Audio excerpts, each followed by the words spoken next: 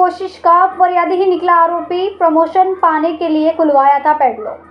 सूरत के किम Kosamba railway track पर 2 दिन पहले 71 ताले हटाकर ट्रेन पलटने की साजिश में बड़ा खुलासा हुआ है। इस मामले में केंद्र और राज्य एजेंसियों की जांच में चौंकाने वाला तथ्य सामने आया है। जांच एजेंसियों को पहले से ही इस बात की आशंका थी कि रेलवे ट्रैक से 71 ताले कोई आम आदमी नहीं हटा सकता। उस दिशा में जांच करने पर शिकायत करता ही आरोपी निकला। रेलवे सूत्रों से मिली जानकारी के मुताबिक रेलवे ट्रैक से ताला हटाने की शिकायत करने वाला रेलवे कर्मचारी सुभाष पोद्दार ही आरोपी है।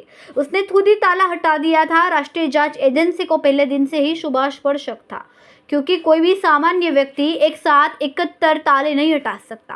ताला हटाने से पहले 3 ट्रेनें ट्रैक से गुजर गई थी। तीनों ट्रेनों के पायलटों को भी कुछ संदिग्ध नजर नहीं आया। घटनास्थल पर कोई पद चिन्ह या संदिग्ध वस्तु नहीं मिली, इसलिए एनआईए को सुभाष पर शक हुआ। सुभाष से जिरह करने पर सारी सच्चाई सामने आ गई। इस मामले में सूरत एलसीबी और एसओजी 3 रेलवे कर्मियों से पूछताछ कर रही है। बड़ा सवाल यह है कि रेलवे कर्मचारियों ने ऐसा काम क्यों किया जिससे हजारों लोगों की जान खतरे में पड़ गई। जांच एजेंसियां इस सवाल का जवाब भी तलाश रही है।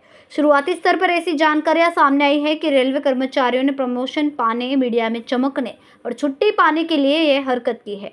हालांकि असली सच्चाई तो जांच के अंत में ही सामने आएगी।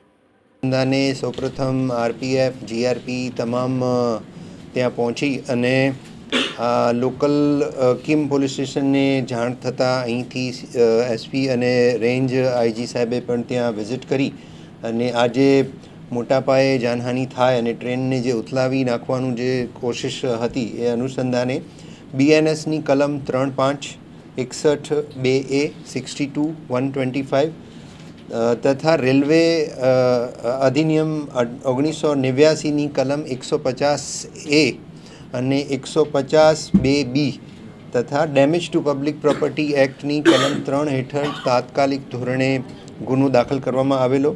ગુનાની ગંભીરતાને સમજી અને આની તપાસ સ્પેશિયલ ઓપરેશન ગ્રુપના પોલીસ ઇન્સ્પેક્ટર સુરત ગ્રામ્યને સોંપી ડીવાયએસપી કામરેજના સુપરવિઝનમાં એલસીબી એસઓજીની લોકલ પોલીસની 5 મેઇન ટીમ અને 11 બીજી એમની જે હેલ્પિંગ ટીમ આમ કુલ મળી 16 જેટલી ટીમો કાર્યરત કરવામાં આવેલ હતી। આ ગુના કઈ રીતે બન્યો, કોણે અંજામ આપ્યો, આ તમામ વિગતો સાથે સમગ્ર જિલ્લાની પોલીસની એ જ દિવસે સાંજે અને બીજા દિવસે વિવિધ ટીમો 150થી વધુ પોલીસ અધિકારીઓ કર્મચારીઓ દ્વારા આસપાસનું જે વિસ્તાર છે અંદાજે 5 કિલોમીટર જેટલો વિસ્તાર એનું સર્ચ પણ કરવામાં આવેલ। એનઆઈએ ની ટીમ, ગુજરાત એટીએસની ટીમ અને અન્ય એજન્સી એમના એંગલથી એ પણ તપાસમાં જોડાયેલ। જે સમય અને સ્થિતિ ગુનાવાળી જગ્યાની ચેક કરતાં જે આમાં ટ્રેક ઉપર કામ કરનાર કર્મચારીઓ છે એમાંથી સૌથી જૂના કર્મચારી સુભાષકુમાર પોદ્દાર 39 વર્ષની ઉંમર છે, ઓલપાડમાં કિમમાં રહે છે અને મૂળ ભાગલપુર બિહારના છે।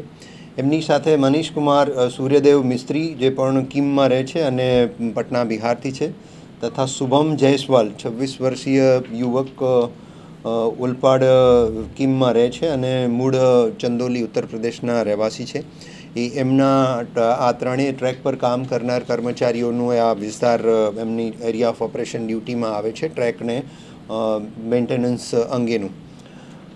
સમય જોતા અને અનેકવિધ રીતે આ ત્રણ જણ પાસેથી પ્રાથમિક માહિતી મેળવી અને પૂછપરછ એમની કરવામાં આવેલ। જે સમયે જ્યાં જે વસ્તુ બનેલી અને જોયેલી એને અનુસંધાને પોલીસે એમની પાસેથી જ્યારે એમનું મોબાઈલ ચેક કરતા ખરેખર જે 28 સેકન્ડનો વિડીયો જે 5 વાગ્યા અને 20 મિનિટ પછીના બનાવનું જે બતાવવામાં આવેલ હતું એ વિડીયો રિસાયકલ બિનમાંથી પોલીસે રિકવર કરતા એ વિડીયો 4 વાગે 57 મિનિટ અને 56 સેકન્ડે એ વિડીયો બનેલ હોવાનું ટાઈમ અને ડેટના સ્ટેમ્પ સાથે પ્રસ્થાપિત થયેલ, જેથી પોલીસને આ વિષયમાં થોડું વધારે શંકા થવા લાગી કે આ વિડીયો ઉતારી અને ડિલીટ કરી દેવામાં આવેલું હતું।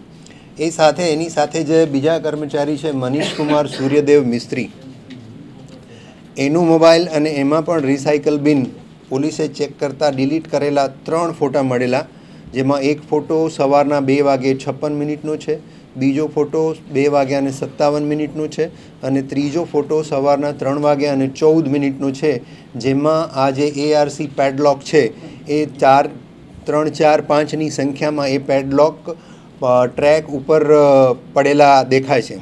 હવે આ બાબતની પોલીસે વધારે ઊંડાણપૂર્વક તમામ ટીમો આ કામમાં લાગી ગયેલી અને આમની પૂછપરછ કરતાં સુભાષ ના કહેવાથી અને સુભાષની સાથે મળી અને મનીષ અને શુભમે આ પેડલોક પણ કાઢેલા અને ફિશ પ્લેટ પણ કાઢી અને ટ્રેક પર મૂકી હતી. ખરેખર જે પ્રમાણે એમની મૂવમેન્ટની તમામ ટેકનિકલ માહિતી રેલવે વિભાગ પાસેથી માંગી અને આવી ગઈ છે, એનું એનાલિસિસ ચાલે છે. એ ટ્રેકને પેટ્રોલિંગ દરમિયાન, ટ્રેકના મેન્ટેનન્સ દરમિયાન આવું કૃત્ય સુભાષના કહેવાથી થયેલું છે, એ પ્રસ્થાપિત થયેલું છે અને 3 આરોપીઓએ આની કબૂલાત પણ કરી છે. સંવાદદાતા અશ્વનાથ શિરસાટ, BHP ન્યૂઝ, સુરત.